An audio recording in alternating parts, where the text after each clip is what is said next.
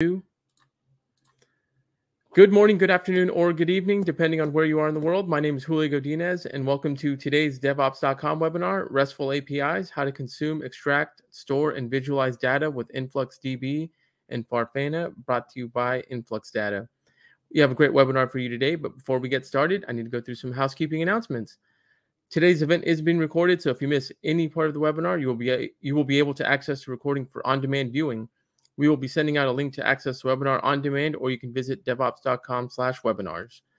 We want to hear from you today, so please feel free to send in your questions at any time throughout the program using the Q&A tab.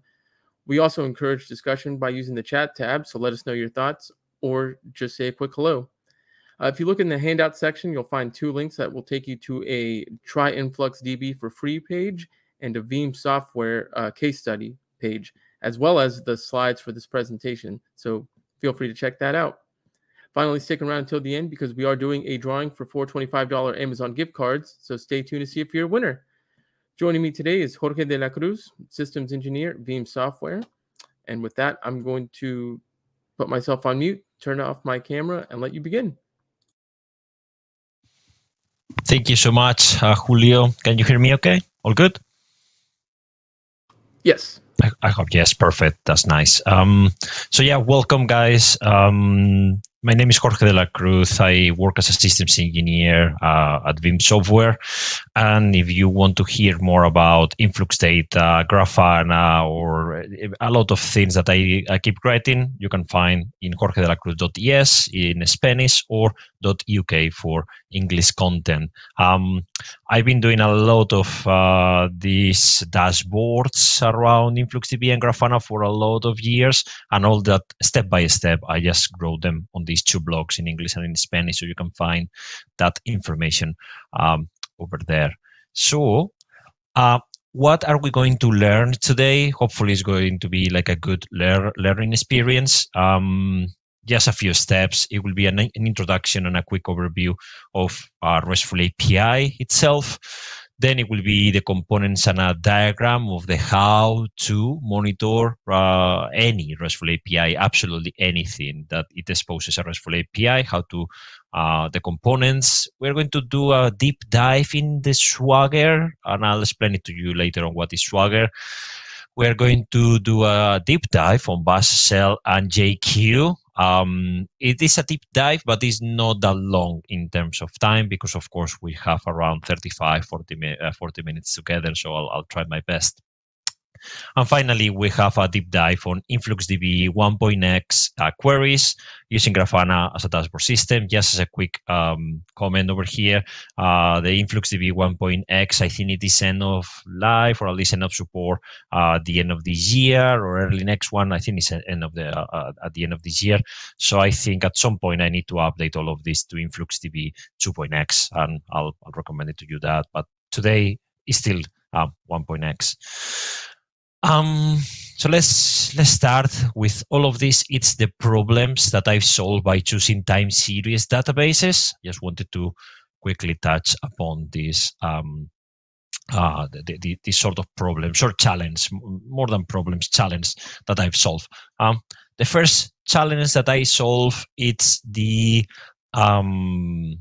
is pretty much selecting a purpose-built database for this specific scenario, meaning when you want to store thousands, millions of data, kind of this CPU consumption, even on this case RESTful API consumption, and you want to store a lot of those, just for, of course, for historical purposes, you need to select a purpose-built database. If you choose something like MariaDB, more structural database, MySQL or Microsoft SQL, they will not perform very well when you query, for example, like give me the CPU consumption over the last 2 years with granularity of every 5 minutes, something like that. That will not perform very well. So by choosing InfluxDB, that challenge is resolved. InfluxDB is purpose-built for this, and it behaves really, really extremely well when you do a query, like I explained it before, the CPU consumption over the last 2 years with time ranges of, every 5 minutes or every 30 minutes, an hour, something like that. It's going to behave really, really good. The second challenge, of course, it's more about the kind of documentation, the learning curve. I didn't want it to be that high, that I didn't understand anything, or I wanted to be a month, reading documentation, doing hands-on labs, and so on. I didn't want that. I want pretty much a simple product, so I could deploy it and start ingesting data, whatever the data will be, RESTful API or vSphere or any other enterprise application. And that challenge is resolved by using as well the InfluxDB, and I tend to use around the Influx data portfolio, like for example Telegraph as an agent to ingest the data and so on. So that problem for me, it was quite important to resolve that that challenge. Choose a product, choose a solution that it could help me with that without spending my life on it. So really happy. And as well, you can see there a book, the documentation, it's really important for me that it was clear, concise, that I could follow it, and it has examples, so I could just pretty much start to work without any problem. So that challenge was resolved by choosing time series InfluxDB. Third one, it was about to scale. I usually, because of course all of this I do it pretty much on my free time, and then I share this with the community and customers, people, they introduce this on their production sites. But for me, it was quite important that I could scale up this without any problem, starting really small, as small as a Raspberry Pi 4. That's where I started all of this, on a Raspberry Pi 4, when I installed InfluxDB, when I installed my Telegraph agent, and I started consuming and ingesting data there on that Raspberry Pi.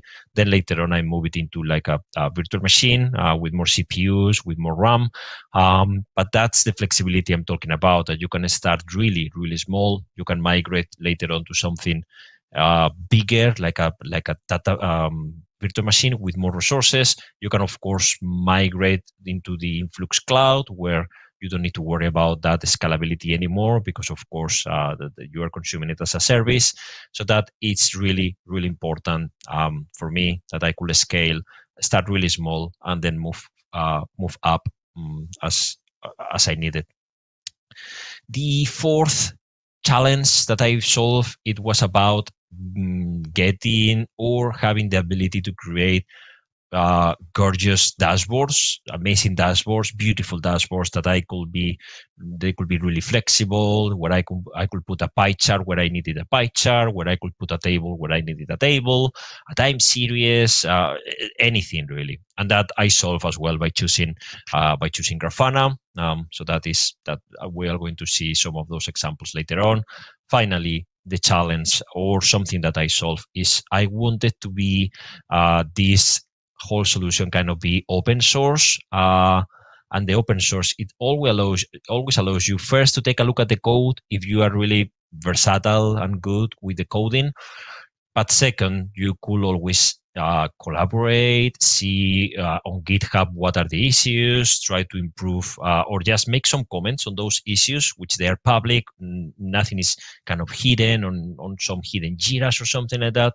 So for me, it was really important that the open source was part of the whole solution that I choose. In this case, InfluxDB, Telegraph, and Grafana, right? So these are all the points that challenge that I've solved by choosing time series, in this case InfluxDB. So I hope if you are facing some of them, or you're having questions, hopefully you find these answers with this presentation and with this kind of use case of myself doing all of this, guys.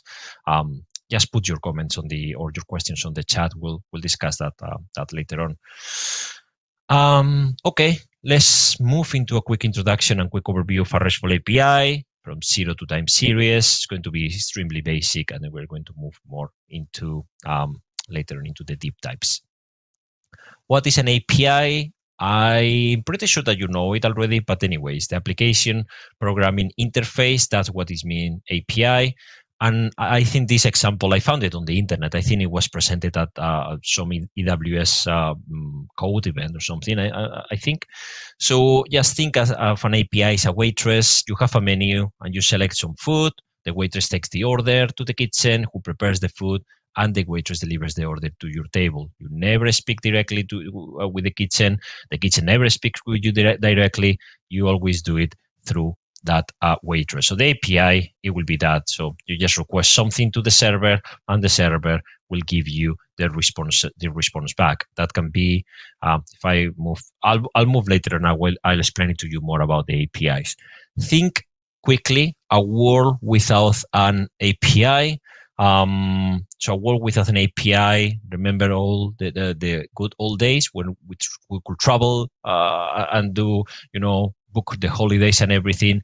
A world without an API will mean that you need to log in into a website to book your flying tickets for one way, then maybe to another website to buy the tickets or to the return back. Then maybe you need to log in another website to order the rental bus, or the rental car, the tickets, the hotels. Extremely complex, and that will be a world where I will probably will not like to live because it will be too complex and too much waste of time for everyone. So now, what do we have really on a world with an API? And this is an example around these kind of holidays. But in every single modern website, you do not know, but you are consuming a service that is consuming microservices or APIs from other places. So, for example, here, imagine booking.com. On booking.com, you can just go there to booking.com, and then from there, you can order the flights, you can order as well the hotel. They offer to you sometimes experiences or museums that you can book, and so on and so forth. So booking is a good example of a website or a service called other micro APIs to even external websites and so on. So yeah, in Spain, for example, you can find something that is called Atrápalo, and there are a ton of examples. Expedia, I think, there are a ton of examples that they are consuming. You, the end user, or myself, we are just going to a website, and a lot of things are happening behind that we do not see or understand. So that's much better, a world with an API, really. And I'm really glad that we are now on this age that we consume everything through APIs, and better, it's completely invisible for us. What is REST API? RESTful API. That's the meaning of representational state transfer. Usually, it's usually based on the web standards and the HTTP protocol. Everything is a resource, and it's going to offer us CRUD or HTTP methods. And as I mentioned before, this is a server-client model. So let's explain it to you a bit more. What can you do? What can you usually do? How can you usually talk to an API, really? You or your applications or the monitoring itself system. Usually, you call the RESTful APIs with GET, and then GET, it will give you read data resources. So this is the method that I tend to use the most, because this gives me data, and with that data, you will see later on, I do my own things, putting them on a dashboard and so on.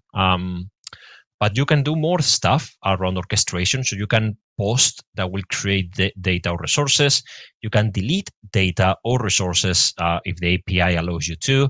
And you can finally put, which will update the data or resources. These other three, they are more to orchestrate, to interact and make changes on on what that API is exposing. Imagine if it's a VMware environment, if you do post, delete, or put, that will mean, for example, kind of create a VM or delete a VM, or maybe update the CPU and RAM of a VM, just as a quick example. But again, I tend to use, all of these years, I've been using the GET, because it's the one that gives me data, and with that data, I do dashboards, HTML reporting, etc., etc. So just get that in mind.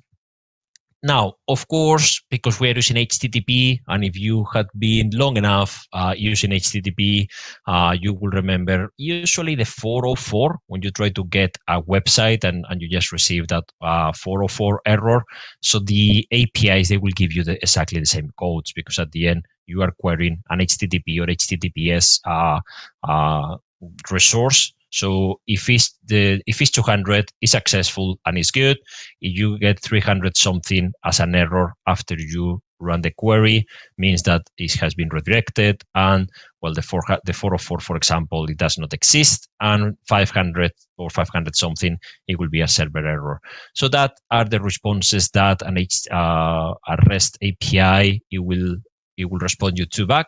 But of course, if it's a 200, it's usually a 200 successful code plus the whole response of what you're trying to query there. So that's what we're looking for all the time, just 200 successful codes. This is quite simple to understand in the case that you've been using HTTP again for a long time. And if not, I'm pretty sure you know the 404, as I've said. So hopefully that is clear. Now, how you can talk with an API? There are a few methods. So you can use Postman. Before it was part of Google Chrome, I think now you can just find it directly by download it, as a standalone application. And if I'm not mistaken, I think they went now for a round of investment or something, and now it's really good. It's really good to see, because I've been using it for a long time, and it's a tool that I really like, Postman. You can use as well the REST client on Mozilla Firefox. I tend to use this a lot on Mozilla Firefox. It really helps me to understand what's happening, and it's embedded in Mozilla, so you do not need to do much. It's just there. Another one that I like, and this is only if the server exposes this if it's exposing the API through a Swagger. The Swagger is just a visual interface where you go to HTTPS, the IP or FQDN, as you can see over here, port, and then Swagger. And you can directly here do the get, do the post, do the delete, whatever you have access to, you can do it from here. So you do not need to install anything. You just go to your web browser, going into here, and start doing queries. Really, really good. As I said, I tend to use Swagger always when it is available. This was the Postman, this image over here on the top, on the bottom right. And finally, curl is for the command line gig. Curl, you can use curl from any Linux deployment, probably even on Windows. If you install the Linux tools, you can use curl as well to get that information. One of the things that I really like is that in Swagger, when you run things over here, you click, and then it gives you the result. You can get the curl line, and you can just copy paste that curl line, go into a Linux server, paste it, and then you will receive the JSON response over there. So it's really cool that Swagger gives you that. So hopefully you're fine. We've been here 20 minutes together, and I understand that we are going from less to more. So let's keep moving on this journey together. Let's talk now about the components and the diagram of the how to do all of this. And hopefully this is simple enough. I try to make it as simple as possible. We'll have the Influx database server over here, running version 1.x or 2.x. I tend to recommend 2.x now moving forward. So that's the InfluxDB server. Remember, I put this on a Raspberry Pi. On your case, I will recommend you maybe to run it on a VM or just directly leverage the InfluxDB cloud. Now, we have the RESTful API over here, which is okay. This can be any single application or component or whatever. So we have that there, the RESTful API. Finally, what we have here is a bash shell script with curl lines to call the RESTful API, extract the data, and then getting the responses, parsing that responses, and sending into InfluxDB. Really, really simple. The flow is like that. And then the last step is, of course, on the Grafana, just building the dashboards that it makes sense to you, to your business around this specific RESTful API which it can be the RESTful API of a switch, can be the RESTful API of an application, can be the RESTful API of, I don't know, a physical server, whatever. At the end, these dashboards, they can be whatever you want them to be. So hopefully this is easy to understand as well. Please leave your comments on the chat. As we said, we're going to discuss those later on in 20 minutes, more or less 15 minutes. Let's start with a deep dive in Swagger. It's not always available, but when it is the best resource, try to look for your application name on Google and then put space Swagger, and let's see if they have the Swagger there available. It's the best. So I have an example here. It's a GIF. So it moves. This is an API 4, and you can see first thing I need to do on the Swagger, I need to do the auth, meaning I need to authenticate myself. Let's put the username. Let's put the password. This is going to give me a whole access token, which is really, really, really long, a better token. Now, if I go up on this specific Swagger, I can now explore the APIs, the Swagger authenticated. So now if I go into backup repositories and I try it out, hey, there you go. This is a JSON with a lot of information that it can be useful for me to do my dashboards, to save this into InfluxDB, and so on. So, and it keeps repeating. So you will get the slides at the end of this, so you can get this example, how to navigate across all of this. And now that we are still on this slide, to be honest, over the years that I've been using this, discussing with customers, discussing with the community, discussing even with friends, friends that they like to talk about this, they're not that many. The most common pain point, it's always about the first step, doing the authentication. How I do authenticate to an API. It's kind of like a myth, you know. People are scared, afraid of doing the auth, and it's nothing difficult. You just need to find the API to authenticate. Sometimes it's auth, sometimes it's authentication, sometimes it's login, but they're usually something like this, like token, more or less, like something token, where you can introduce a username and password or an SSL certificate and so on. So just search for that, authenticate yourselves, and there you go. You are inside the API where you can get data. Now, that's good. We run that.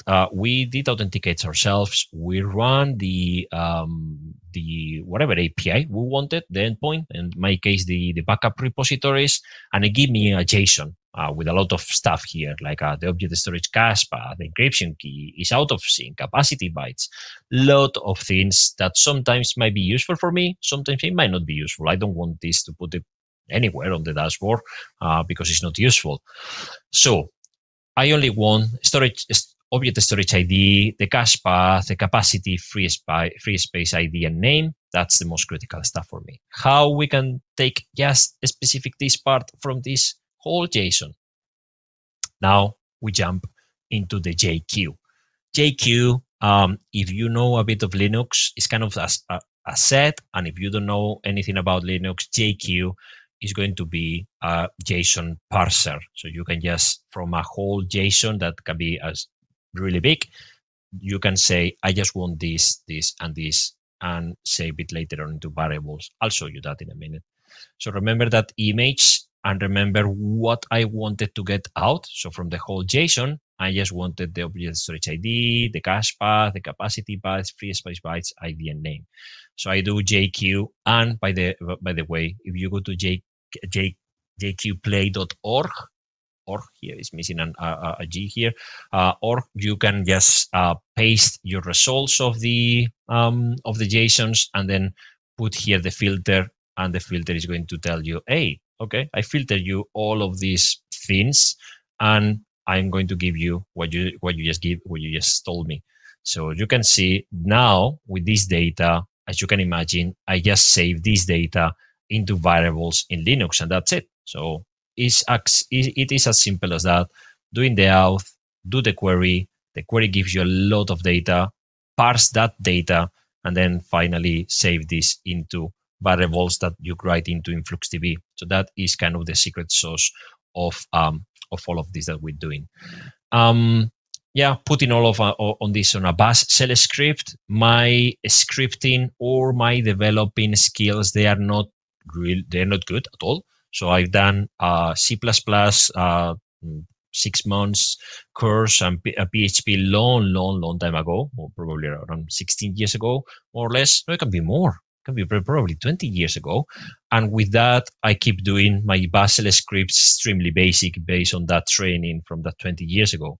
So you can see, for example, remember that bearer, that authentication that we needed? I just save it doing it this. I'm doing a curl, and I'm calling that with a username and password, calling directly that version 4 token, and that I'm saving that into a Veeam bearer. And then later on, what I do with that, remember that example about backup repositories? So I'm just building the URL, and then later on I say, hey, do a curl with the get, with this header, with this authentication, which is the Veeam bearer, with this URL, that is the URL that I built. And remember that I told you it was a lot of data that I didn't need. So, but I needed the name, I needed the capacity bytes, I needed the free space bytes, the object storage ID, and the object storage encryption. Really simple. This is what I needed. As you can see, again, the programming is not difficult. It's super simple with echoes and then doing JQs. Finally, what I do, I just put this data, just write this data into an Influx database. This is how you write the data on InfluxDB 1.x for 2.x. I think it's exactly the same, but you need to introduce here the bucket and so on. There are a few examples on my GitHub, but if you have any questions, happy to answer them after today's webinar. So you can see I just took the data and I post the data inside my InfluxDB. Call the specific kind of measurement name is the Office 365 repo. And then I say with the repo, it's this repository with this capacity equal to this capacity and free space to this free space. Extremely simple. So now that we have moved slowly but surely across everything, let's take a look into the beautiful part of all of this, because code, JQ, APIs, I know that it doesn't sound good, really. So you can see here on Grafana, on this quick overview one, what I'm doing is, yes, I'm querying from this Veeam Office 365 jobs, where the Veeam job name is this variable, give me the total duration, and tag them by Veeam job name, meaning by the name of the job. Let's see how this simple query looks like. If I click, there you go. Now we're talking. This looks much better. So all of these that we had from on a RESTful API, which it was there, sitting in plain text in JSON, extremely ugly and not useful, really. Now we save it into an InfluxDB, and then finally with Grafana, we are just showing it now with really good detail. In this case, they are kind of duration in seconds, and you can see which job has been taking more time. For example, this day was around 3 minutes, and it was the backup job SharePoint, and I can see it's the green one. So it will be probably like the blog, I think. But here is more clear as well. The yellow one, which is the Exchange, it took me around 2 minutes. On the 14th of the 7th. So it's really simple to see data later on instead of consuming it through an API, which of course nobody understands any of that. Now, if you want to do more, I think in this case, what I'm doing is a small mathematical operation, just doing here that the capacity minus the free space. I mean, more simple than this is nothing. Once again, what this is going to give us is the use space in gigabytes per every single repository. So you can see how powerful is all of this. And again, having this data in a RESTful API, great, nice, but you cannot see it visually with 1 second. And of course, you can do it now just by transferring all of that into InfluxDB and consuming it with Grafana. Let's talk about the variables, because I told you about the variables on the jobs. If you have different jobs and you want to use them as a variable, so later on you can use them on the dashboard, Grafana it has something already which is called variables, and then you can say, hey, show me the tag values. This is an example of Veeam Office 365 jobs with a key Veeam job name, and you will see all of this here. So that's good, and you can call it backup job as a label. So that means that later on, when you create your dashboards on Grafana, you can add those variables, or you will see those variables on the top. And not only that, that you can select, you can make the queries as well. You can use the queries inside your, your variables inside the queries without any problem, and filter later on. So the dashboard, it's really flexible, and it really is kind of alive, because you can just select different things and the dashboard change in front of your eyes, which is extremely, extremely good.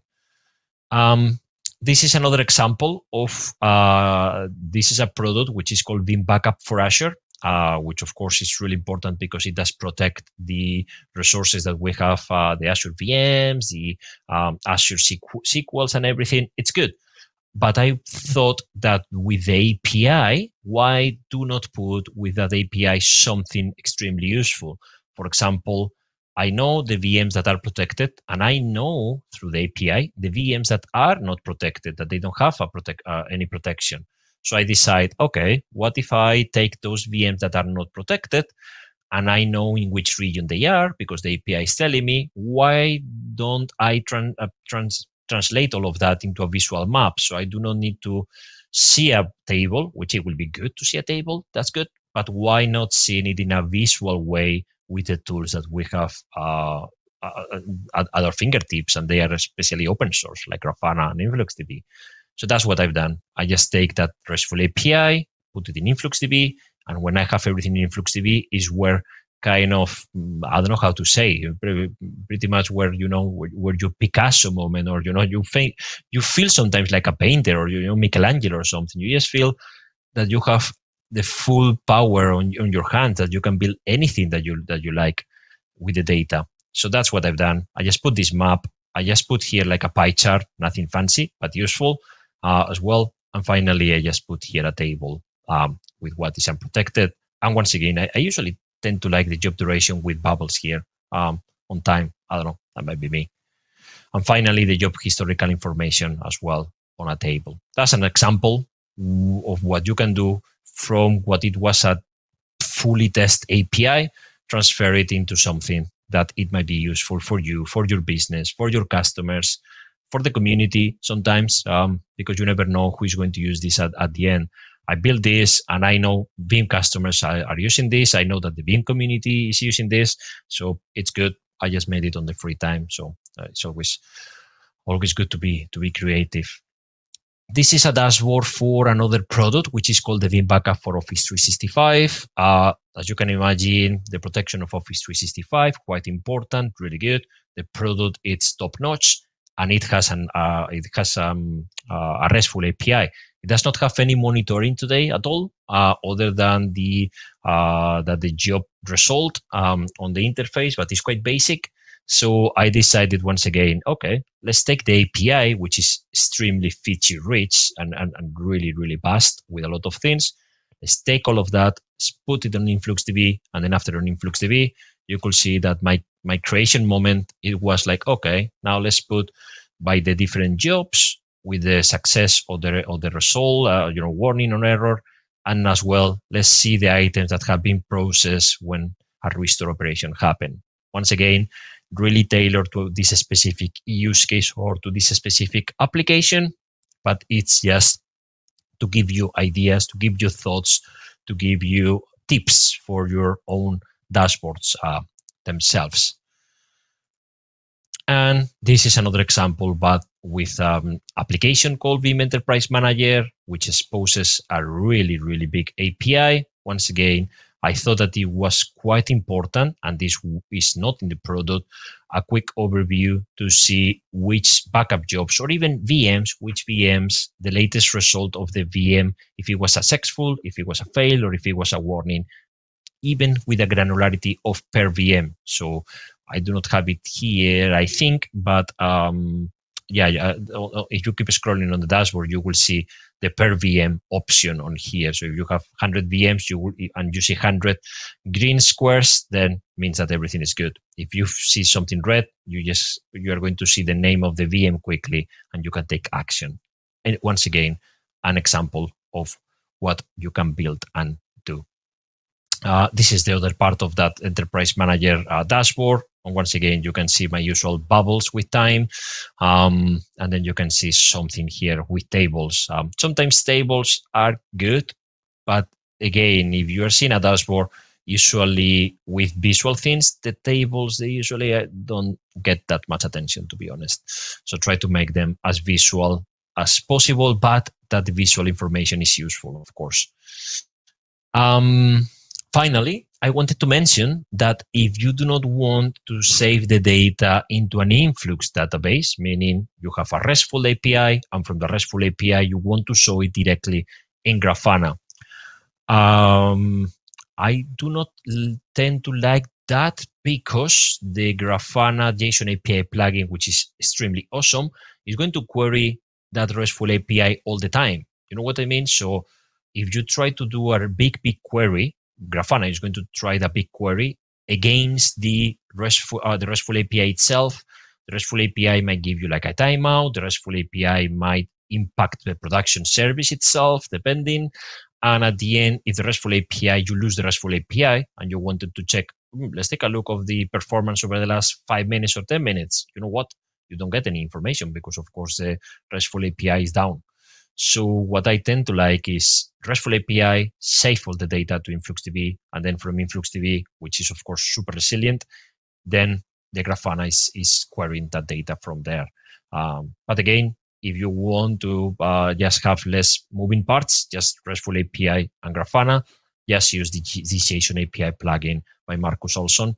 Might help you a bit with all of this. But I explained it to you, my reasons of what I think, why I think that might be, well, not the best idea. But anyways, with that, we are 37 minutes here together, and I guess that now what we can do is just take a look into the Q&A, and let's do Q&A.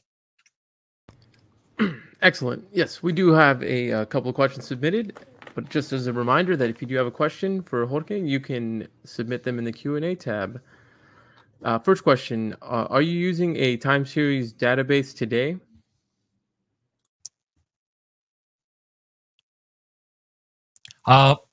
Yes, I'm using a time series database. I'm using InfluxDB 1.x and 2.x on my lab. So I'm trying to move everything from 1.x to 2.x. Yes. Excellent. Next question. In the case that you have applications, if you exposed an API, would you monitor them? Yes, that's what I've been sharing during the presentation. I think any single application that is exposing RESTful API, it's suitable for this. For what we discussed today, extract the data, saving it into InfluxDB, and finally showing it beautiful on a dashboard. I think it has a lot of potential and endless possibilities, as you have seen, if you spend some time. So yeah, it will be my recommendation. You have an application with a RESTful API and there is no monitoring today of that, just be creative, guys. Spend some time there, some free cycles, and make something useful. Excellent. Next question. Knowing that everything is moving to as a service model, would you prefer observability on-prem deployed by your team or in the cloud for easy consumption?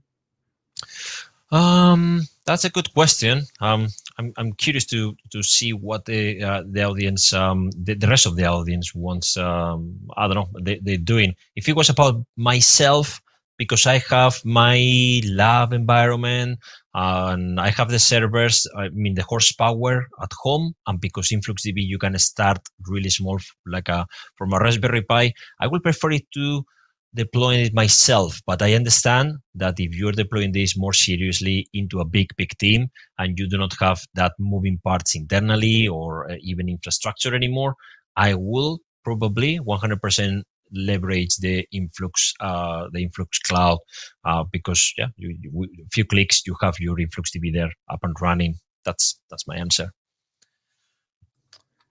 Excellent.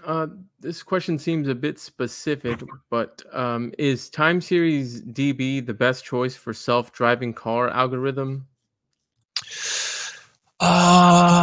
If that algorithm, I mean, for the driving car, we're talking about later on data that you want to consume based on time, then yes, if that's the use case, once again, same for example, self-driving, same for example, like today at 5 p.m., the car turned left on the street, blah, blah, blah.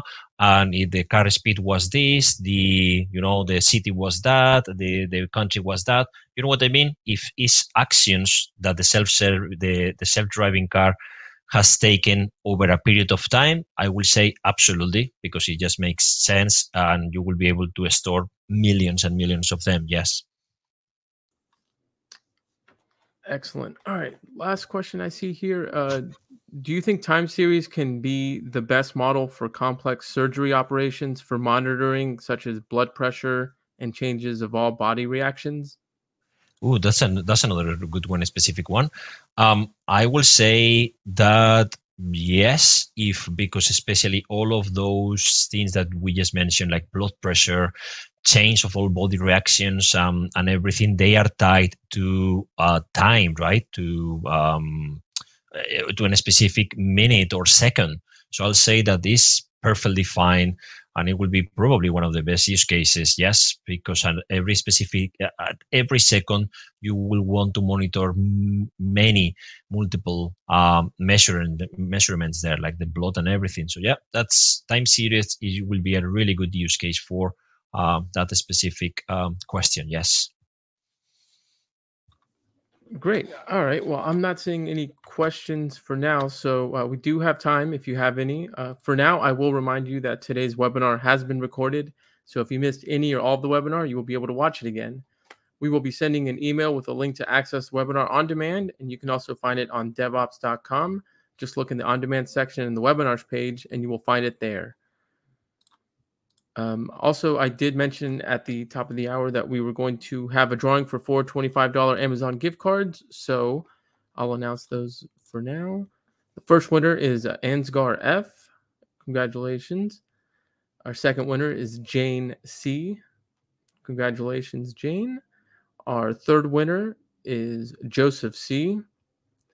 And our last winner is Steve C. So congratulations to all our winners. We'll be reaching out to you via instructions for claiming your Amazon gift card. So please check your inbox. And if you don't see it there, check your spam folder. Okay, so I'm not seeing any more questions. So Jorge, thank you so much for taking the time to put this presentation together. Of course, yeah. And for giving us an hour of your time. We really appreciate it. I'd also like to thank the audience for their time and engagement. This is Julio Godinez signing off until next time. Thanks, everyone. Stay safe. Thanks.